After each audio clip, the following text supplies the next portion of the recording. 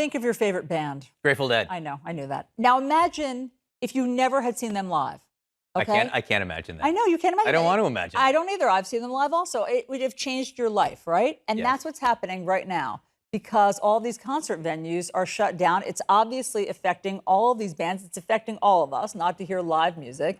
And this is what's happening in the pandemic. CNN's Vanessa Yurkevich joins us with more on the crisis facing America's music venues. What have you learned, Vanessa?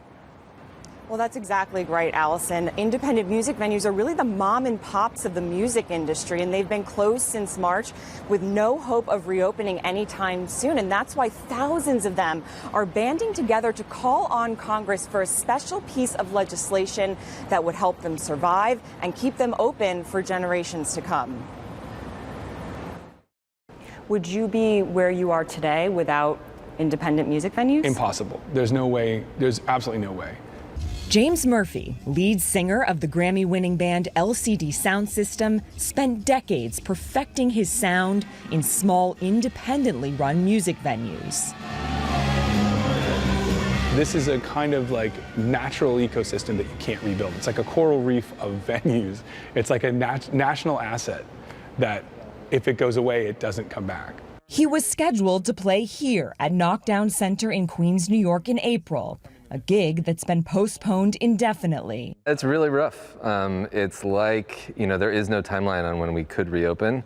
We were the first to close. Our industry will be the last to reopen. Which is why Knockdown and nearly 3,000 other independent music venues banded together to form the National Independent Venue Association, or NIVA. The group, along with 600 other artists from Lady Gaga to Billy Joel, are calling on Congress to take action.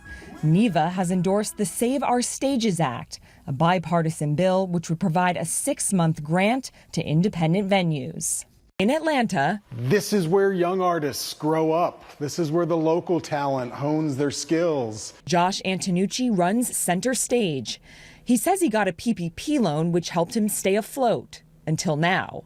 But with live events indefinitely on hold, he has no other source of revenue. You can't do live music to go. NIVA estimates that independent music venues generate hundreds of thousands of related jobs.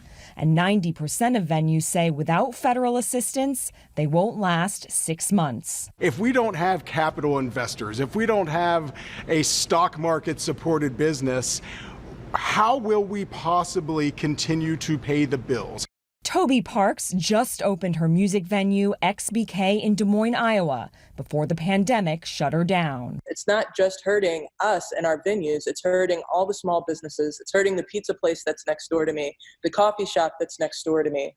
It's hurting the community as a whole. It was a dream years in the making, but she's now looking at closing for good in just months.